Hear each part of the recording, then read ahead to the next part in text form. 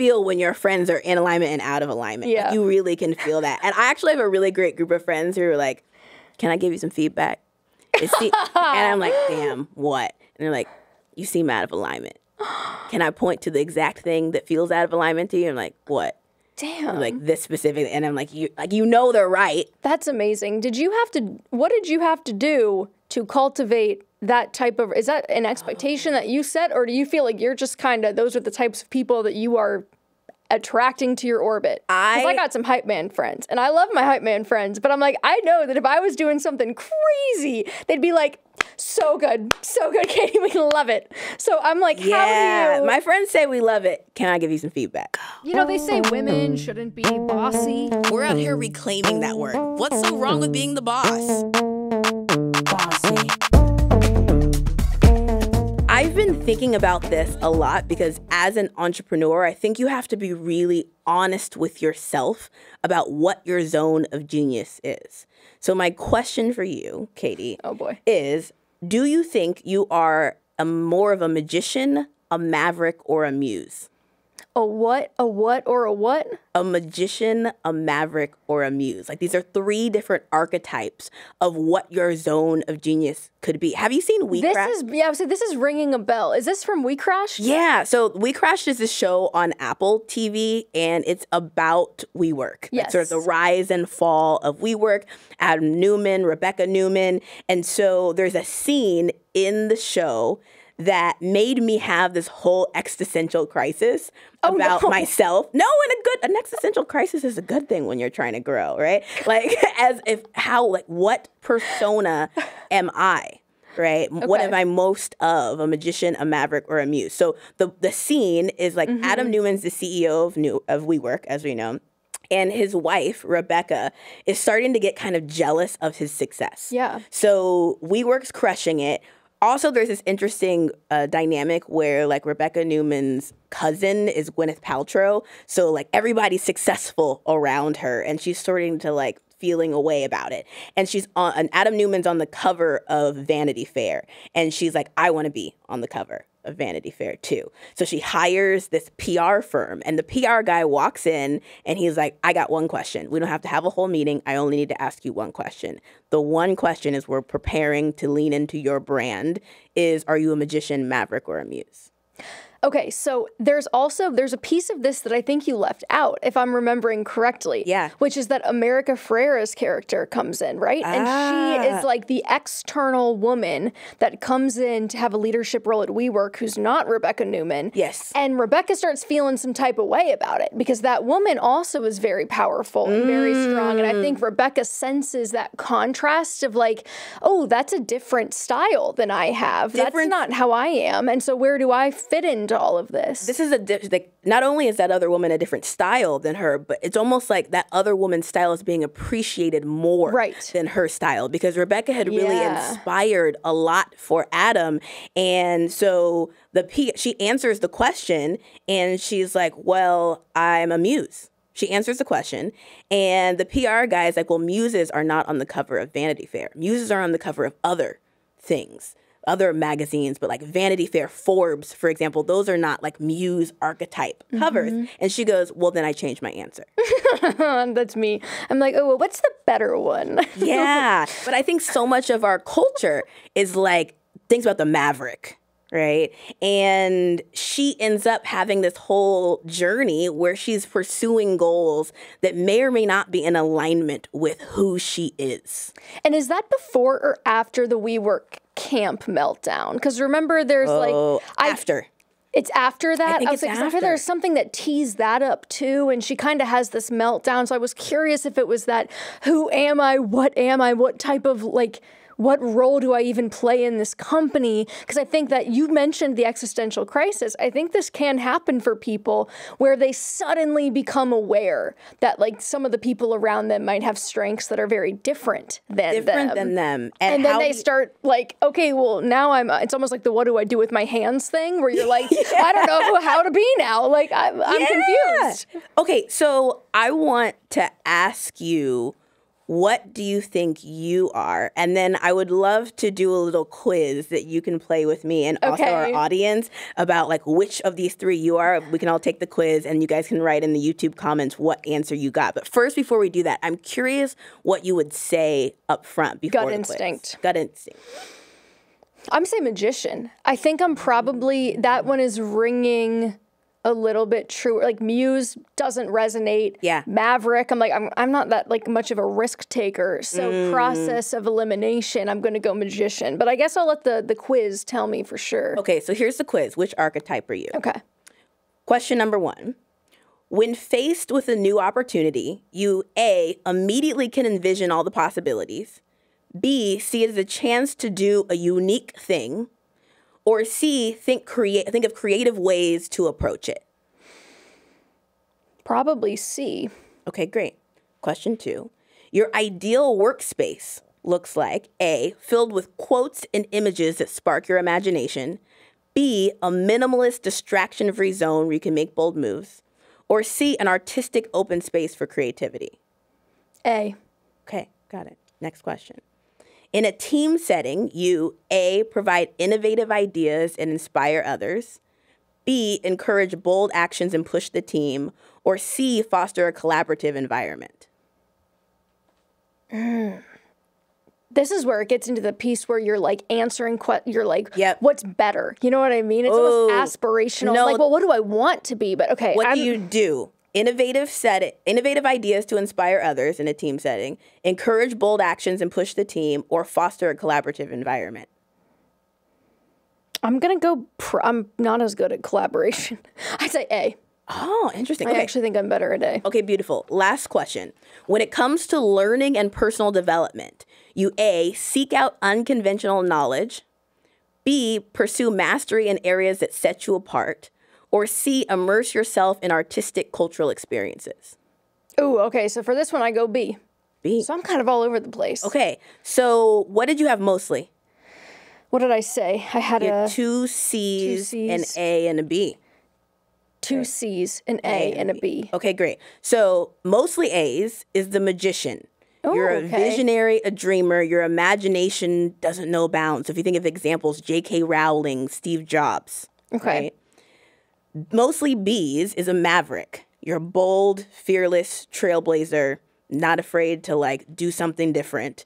So we think like Richard Branson, for example, people like that. That's a good one. And then mostly C's is the muse. You are an artistic soul and a source for inspiration, really creative. Think like Oprah, Beyonce, and also lots of people who we know as creators. Even if they're entrepreneurs, we often call them a creator over an entrepreneur, even if they're both. Okay, so what did I said in the beginning? I said magician, but I got mostly C's. You so got I got mostly more of a Cs. musey vibe. Yeah. Okay. How do you feel about that? Well, I guess I kind of feel like Rebecca felt, where I'm like, is muse a good thing? Like, it almost feels like secondary to someone else. Yes. So, okay, You're inspiring someone else versus like being the thing on your own. First of all, tell us in the YouTube comments and play the quiz around us with us. So tell us in the YouTube comments what answer you got. And also you can add to this like how you feel about the answer, because this answer kind of invokes some interesting responses. I got mostly C's. I have 3 C's and an A. I feel also a little way about this. I have a particular interest that I've picked up too in muses. I think that I would love to one day, like when I'm like, oh, I no longer need to work for money, would love to study the representation of women as muses in our history, because it's an interesting, nuanced thing, because we don't often call them muses. They don't get credit. They get kind of negative response sometimes, but there's often like this huge influence. And I'm reading this book right now, actually, about the women who've inspired like major artists across history, right? And who those muses were.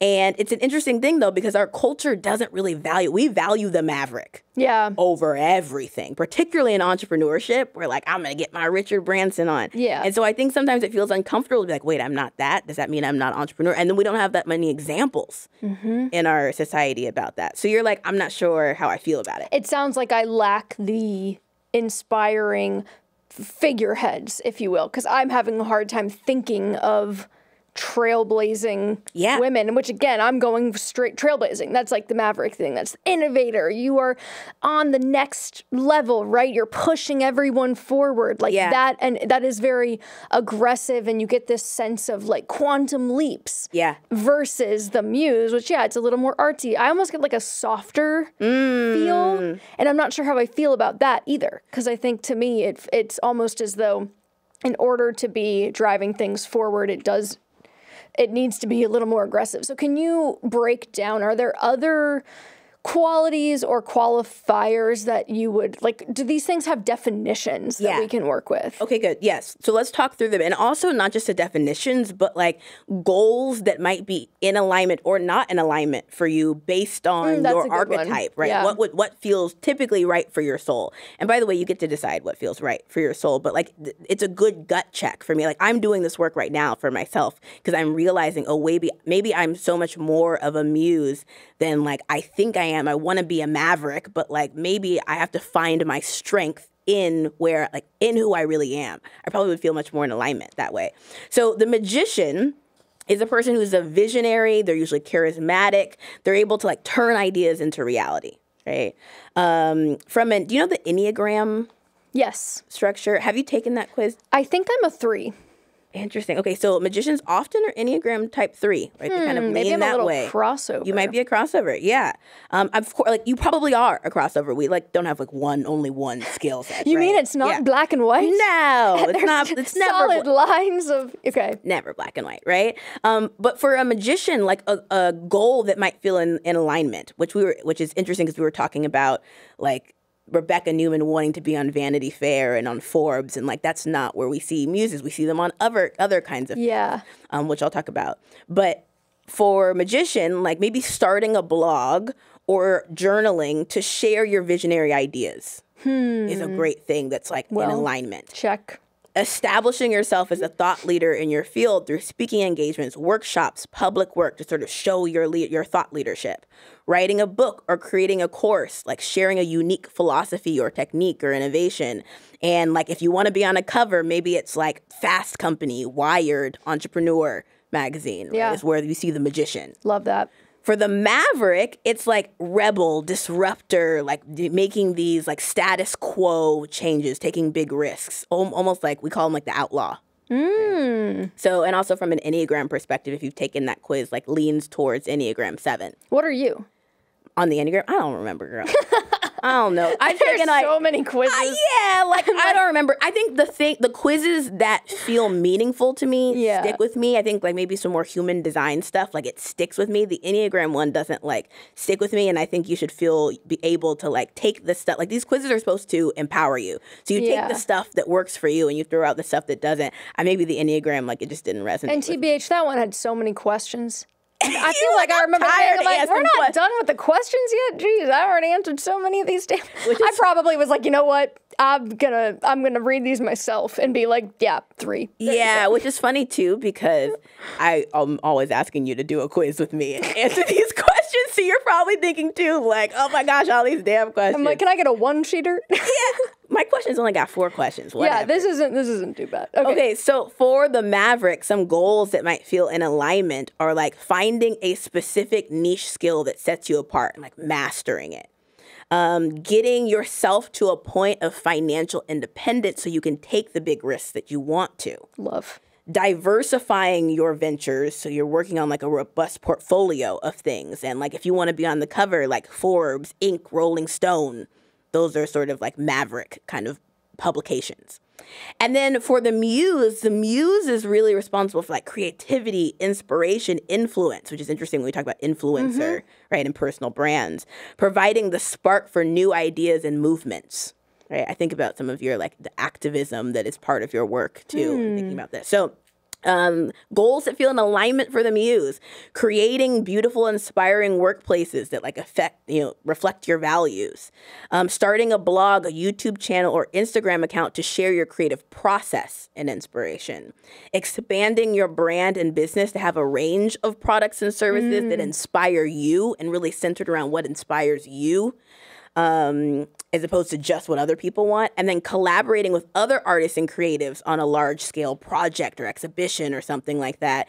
And if you want to be on a cover, it's like Vogue, Harper's Bazaar, maybe not Vogue, Harper's Bazaar. Yeah, I think actually Vogue is a good one. Vogue is a good one. And my favorite, Architectural Digest.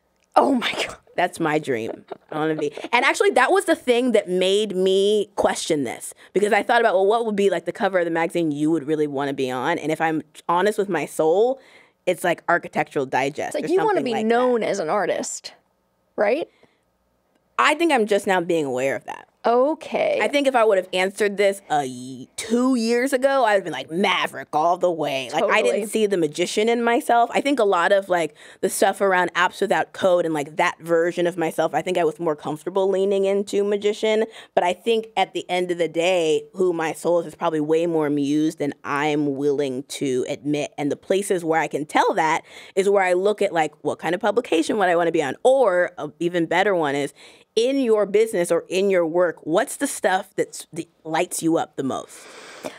What would you say for you is the kinds of things, like I think we were talking about this for your business, like what stuff you work on, what lights you up? Well, it's funny because as I'm sitting here thinking about this, I'm realizing that some of it might be very culturally influenced. So you made the point that the Maverick is the one that in our culture we love. Yes. And that's, especially in entrepreneurship, it's very much focused on the innovator. And to me, that's a very capitalist idea. 100%. And a very American idea. And I wonder if you were to read these descriptions and use these examples in a different culture, would they be like, well, Muse is obviously the best one? A culture that's maybe a little bit less capitalism focused. And also a different time period. Like I think like in the Renaissance area and like those sorts of time periods where we had a lot more comfortability. This book I'm reading talks a lot about this, where there were times where we had a lot more comfortability with the muse and that understanding of it. And as we got more and more capitalist, the muse has gotten less valued in mainstream, although we've always had muses and they've always, you know, fueled our society. And it's a value of how much do we value art in society. And I think the Renaissance is an excellent example of a time period where we did. And so it's not to say that capitalism is evil or like that's like the problem, but I do think that it is so culturally influenced. And so for me, one thing that this is bringing up for me is every year I do this exercise with myself where I sit down and I kind of answer a few key questions about, it's a very meta thing, so it's not about necessarily the business as much as it is about me. And where do I see myself a year from today? Where would I say I am today? Where do I see myself in a year from today? And what's working really well, what's not, giving myself a score in all these different categories. And it's always been a written exercise and been fairly analytical because it also gets paired with this quantitative, data-driven process. Did you make up this process? Like, how do I do this process? So I'm actually doing an episode about it on the Money with Katie show where it's like align your 2024 goals with me. So it's life and finances. So I go through the entire thing in this episode that's coming out the week of Thanksgiving. Or will be out the week of Thanksgiving. But anyway, normally it's a very analytical process. And I had the idea this year, wouldn't it be interesting if I brought visuals into it? And I think vision boarding has always felt a little woo-woo to me, or a little, the vision board, whatever. But as I'm reading the Muse description of beautiful and inspiring workspace, things that reflect back aesthetics and values and things that inspire you, I'm like, it could be very interesting to do a hybrid of that process, but using visuals and building that into the space around me and just experimenting with that and playing into that a little bit. And it's funny because I think we tend to write that stuff off as being frivolous and silly, but I think that's a function of that culture that we're talking about, which is very much like, that stuff doesn't matter. Art's superfluous. The way it looks is superfluous. Just ship it, get it out, whatever. I think when I think for myself about the types of things I enjoy in my work and my business most, they lean towards magician or muse-like things, if I'm being honest. So, for example, my favorite thing to do is come up with new ideas and like get them going and figure out how to get this new innovative thing to work. I'm really great at the MVP, the minimum viable product, the first version, right? And then when it comes to like doing it as a repeated process, like I need to hand it to someone else when it gets into like it needs a more Maverick like thinker to do that. But I think for me, figuring out the first thing kind of leans in the magician realm. And then I also really like doing content and inspiring people and being able to sort of share my energy and vibration with other people. And that part kind of leans on the muse. So those are the two areas that light me up the most in my business. I know that for you, like writing, like, what lights you up in your business? Writing, yeah, writing and creating in general. Yeah. I think I struggle. I actually want your opinion about this, but I think I struggle with seeing the future version of myself within the business, because there's a part of me that looks at what we're doing and says, oh, well, you're at a certain level now. And like, it's important if you want to scale to do X, Y, and Z and focus on these things. And you have to get out of the weeds. And I feel like I hear that all the time of, well, you shouldn't be the one writing everything. You shouldn't. But if that's the stuff that I like, and if that's where I feel like I'm contributing something like a little extra special, and that's kind of the secret sauce, then and even who's to say? And just you enjoy it. Like, that's enough. And I just like it. I just like it. I mean, give me a break. But heaven forbid you do something in the business that you like, right? It's like, that's what it's for. I feel like you can, if you have these different elements of yourself, there's almost two formulas you can follow. Yeah. You can practice that code switching between them and go, when am I going to lean on this? When am I going to lean on that? Or you can pick one and really double, triple down and say, I'm going to take the thing that's already a strength and I'm going to work on making it even stronger so it becomes a superpower. I have spent in my entrepreneurial career a lot of time trying to be something that I'm not. And I'm just now realizing that I've been doing this because I've been trying to be the Maverick archetype. And I noticed this because like friends of mine would start showing up on like Forbes 30 under 30. Oh, that list. Right? Don't get me started. That list. I'm like, someone nominate me, please. I want to be on the list. You want to know the secret? Elizabeth Holmes and SBF. And What I learned about this though is that scenario, those sorts of lists, you have to put your hat in the ring.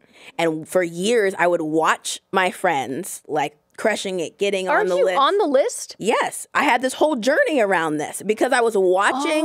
Like for years before that, I was like half happy for them, half salty. That's where I'm at. I'm mostly just salty. I'm like, I want to be on the list. How old are you? 28.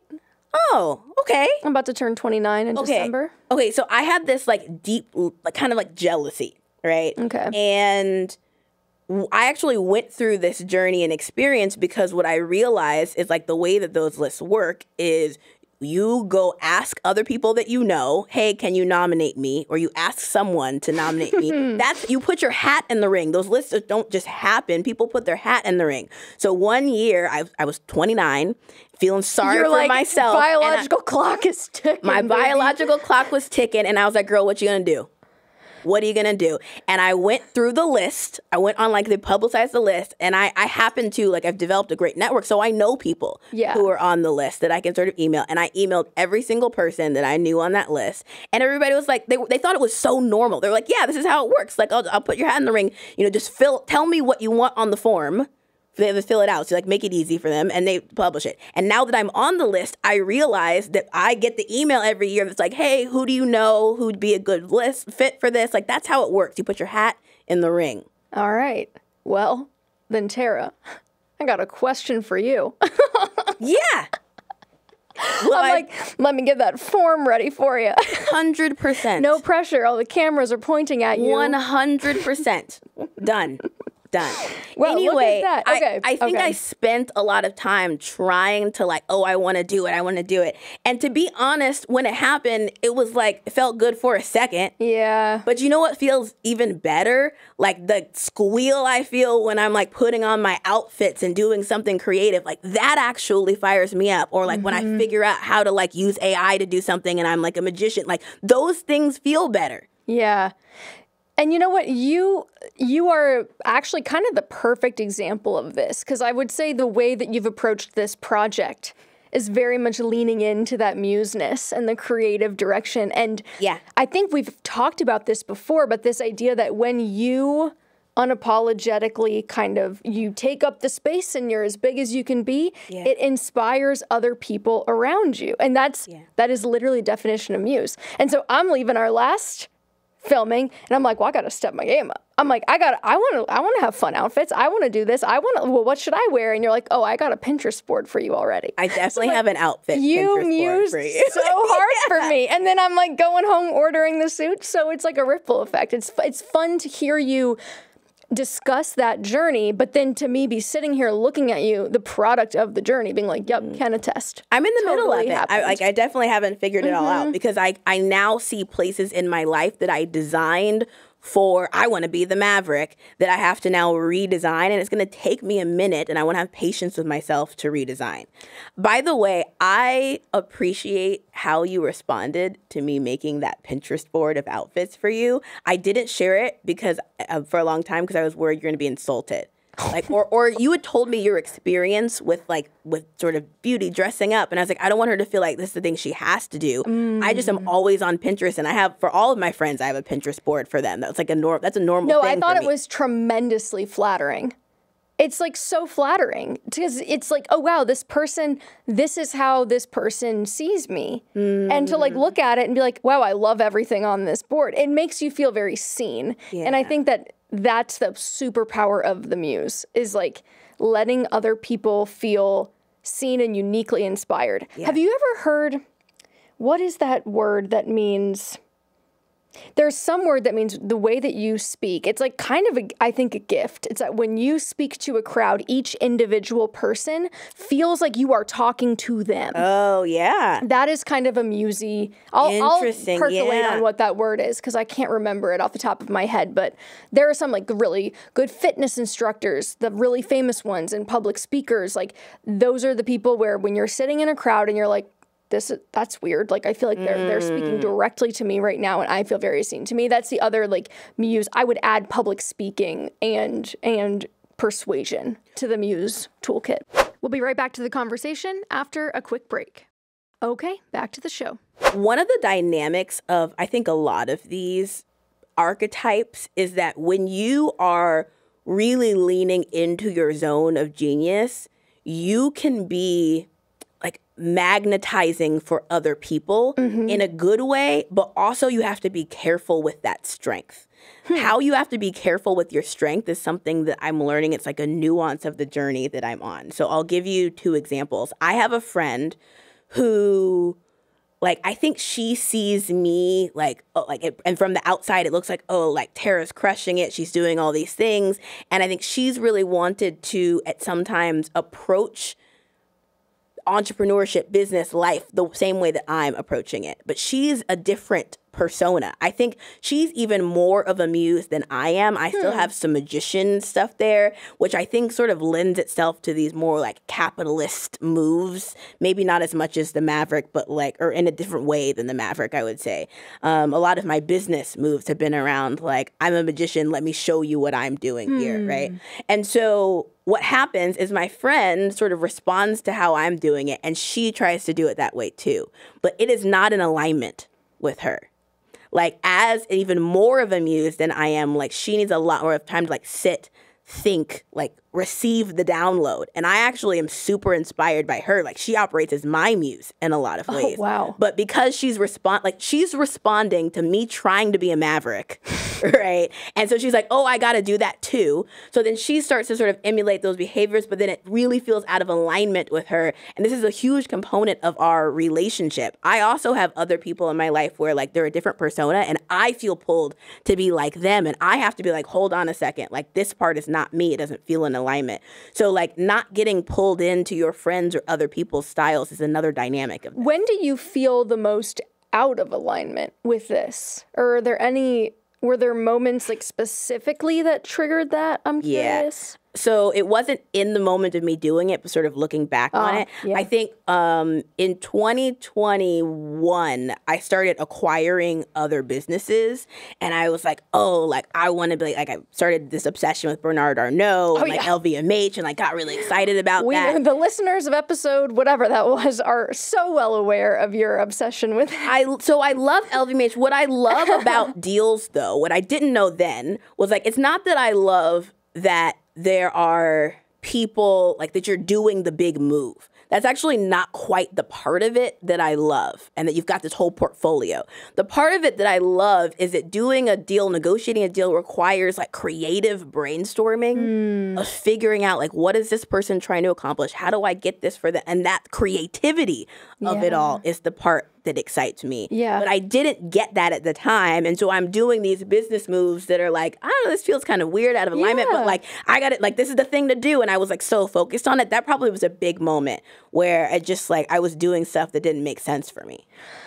I struggle with that because I definitely feel like I will get caught up in the other goals. I think the 30 under 30 list is actually a really good example of that. That's something that I see.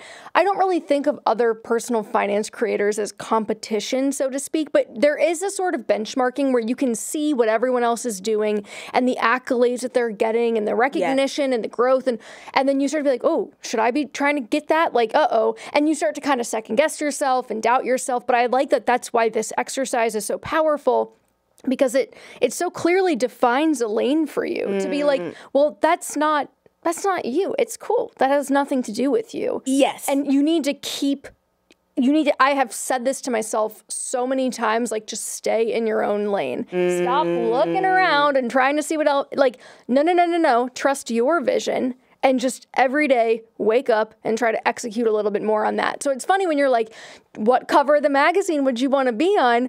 I'm like, oh, I don't want to be, I want to write the feature story in the magazine. I don't want to be on the cover. I want to like write the feature. That's a great answer, Katie. First of all, that's very you. I feel she's so proud of me. I was like, I was excited. Beaming, everyone. I'm beaming it like your alignment, because you can feel when your friends are in alignment and out of alignment. Yeah. Like, you really can feel that. And I actually have a really great group of friends who are like, can I give you some feedback? And I'm like, damn, what? And they're like, you seem out of alignment. Can I point to the exact thing that feels out of alignment to you? I'm like, what? Damn. I'm like, this specific. And I'm like, you know they're right.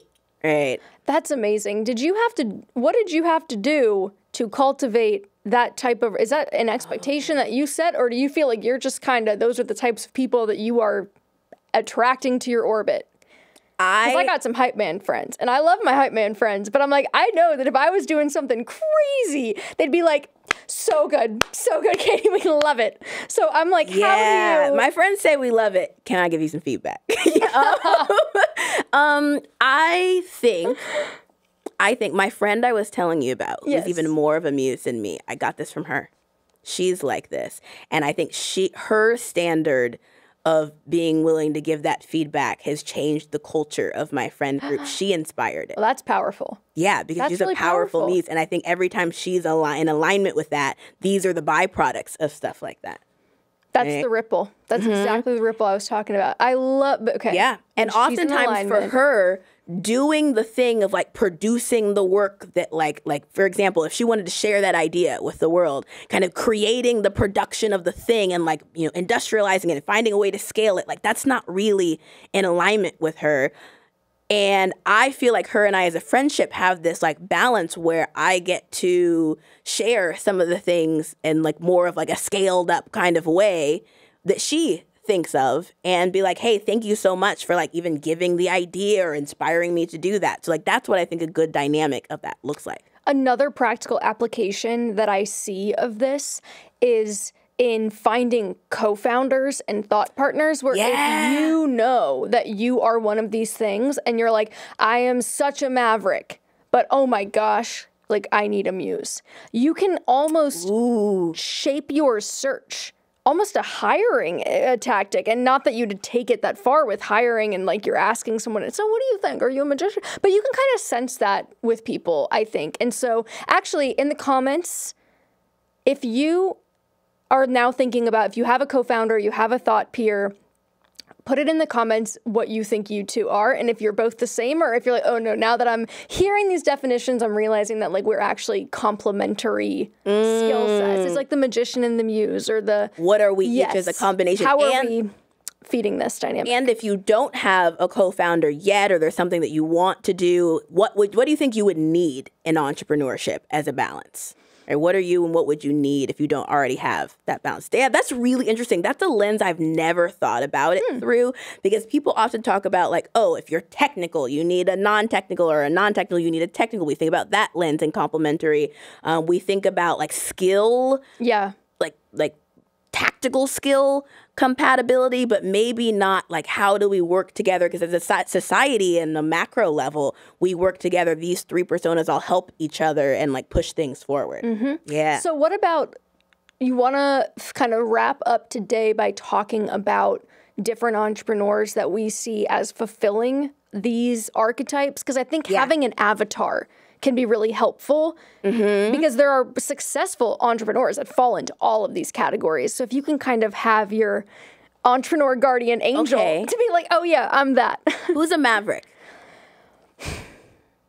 I want to say like a Kim Kardashian's a little bit of a maverick. Also like a Sara Blakely is a little bit of a maverick. Yeah. Okay. So Sara Blakely for sure, and I think she's risk taking. Right. She took her whole life savings, which was like $5,000, put it straight into Spanx. Was like, I'm going in on this, going all in. Super persistent, like regularly got turned down repetitively, and was like, nope, I'm just going to keep going at it. And there's that story about when Spanx was not selling, and she went into, I think it was Neiman Marcus, where her product was, and she realized, like, oh, it's not selling because it's in the, like, pantyhose section. Right. So she bought those clear plastic those, like, display cases. You can see inside. And she put them on the checkout counter in the clothing section and put her own product in it. And I remember in this story, the customer service person, the cashier, was like, oh, so are you with the whatever, like you have clearance to do this? And she's like, yeah, totally got approval for this, totally got permission. I'm just going to leave these right here. And she just bulldozed through the wall, and then things started selling. So she like really manufactured the luck there and was like, why isn't this working? Oh, it's the positioning. Like people don't get it yet. Very she maverick. Was so ahead of the curve. Yeah, kind of like this gutsy sales and marketing approach, and just leaning into that. She also has this like very single-minded focus, which is another attribute of the maverick. Like she has this quote that's like, money is the icing on the cake, but not the cake. My advice is to stay focused on the cake. The cake is the most important thing. The cake's your product, your brand, your customer service, but like stay focused on the cake. Don't get distracted. Don't get distracted. Don't get distracted.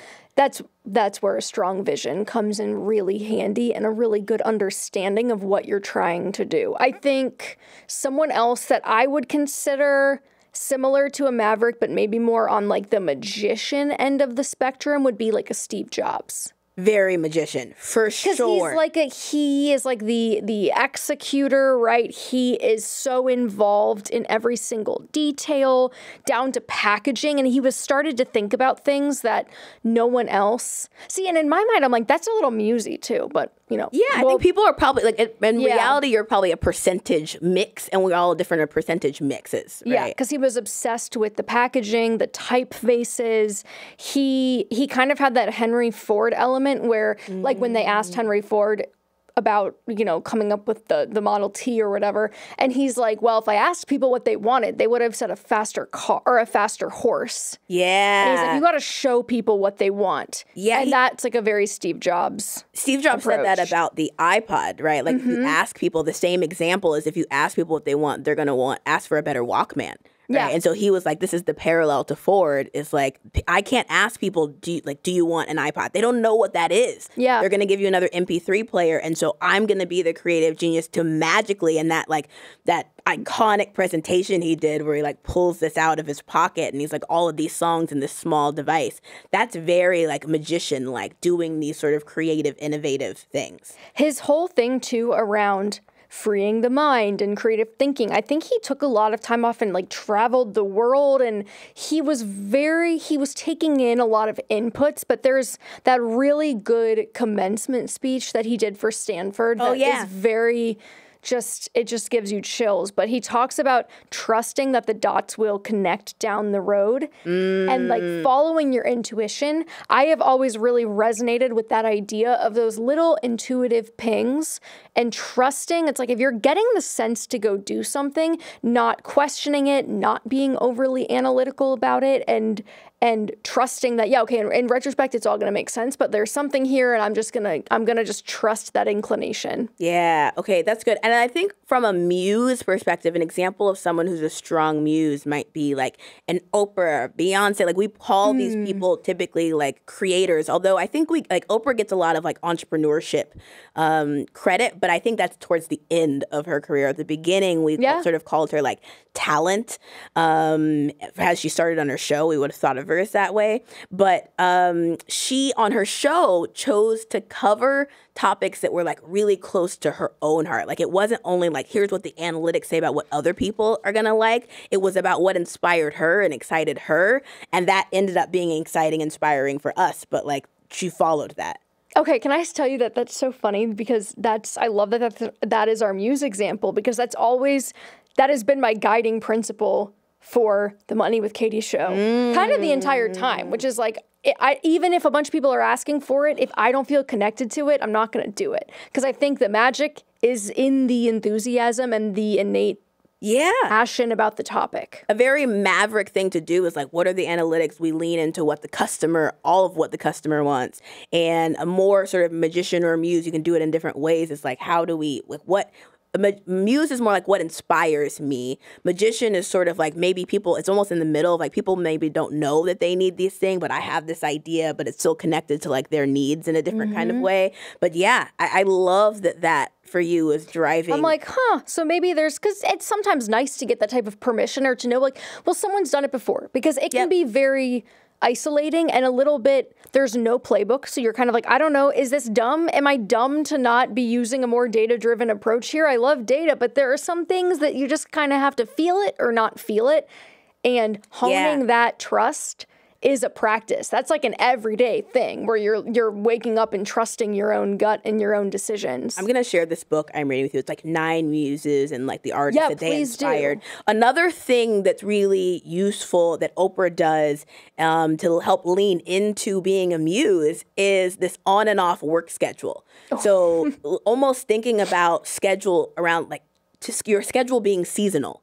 Right, that you're working sometimes, but then you pull back. And Oprah, of course, in the beginning of your career worked a lot, but she would pull back and take these times off in between seasons to really like have time to receive the download. Because creativity usually doesn't come when you're like working and busy and flustered.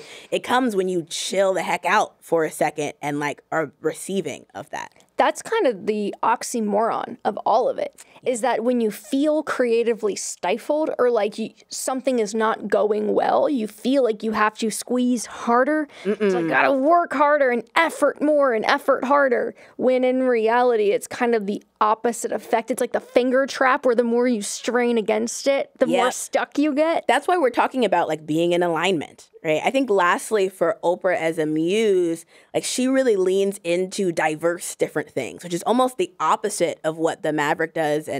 And well, actually, that's not true. The Maverick has like a diverse portfolio of like different business initiatives. The Muse also has these like diverse creative outlets. Like Oprah doesn't do one thing. She's acted. She was in like Color Purple, Selma, Wrinkle in Time. She has her magazine. She did her event tour, which I actually went to one. It was really good. Oh, really? Like, and like Michelle Obama was there. Lady Gaga was there. Like J-Lo was there. All these people that like had inspired her. And it's a talk show, but with a whole stadium of people. She has her Weight Watchers partnership. She has all these different things that she does that inspire her, and that's okay not to just do one thing for the muse. Do you think Lady Gaga is a maverick or a muse?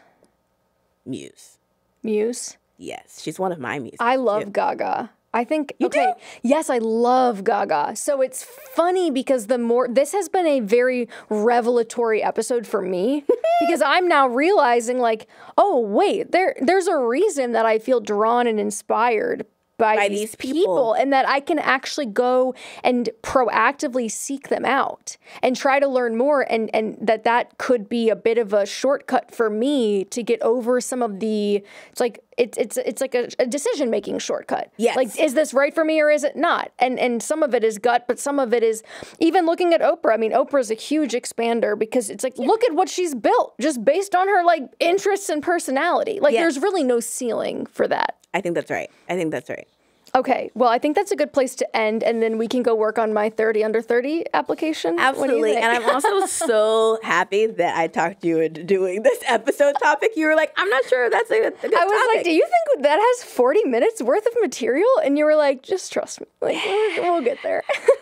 Beautiful, but this is in alignment because we said we were going to talk about things that we're going through, that we're experiencing, evolving through. This one for sure is one that I'm in the middle of, so I'm happy that folks get to like follow along the journey with us, and they can share. Please share in the comments, like, if this is something that was useful for you as you're thinking about yourself and your brand and your journey. And we have plenty of other episodes, I would say, in the past that kind of get into this. So I know we have episodes about personal brand. We're working on something about mission statement. So I think a lot of these topics that may, on the surface, at least to me, in that original viewpoint of like, oh, well, we need to talk about data and tactics and it's like some of this stuff though is actually where the unlocks are. So we have plenty of those other episodes too in the back catalog as well if you enjoyed this conversation. And if I may make a subtle plea, if you want to subscribe to the show wherever you're listening to it, so whether that's YouTube, Spotify, Google Podcasts, Apple Podcasts, what have you, we'd really appreciate it. And then you can keep getting these weekly drops from us. Beautiful. Thanks, y'all. Thank you.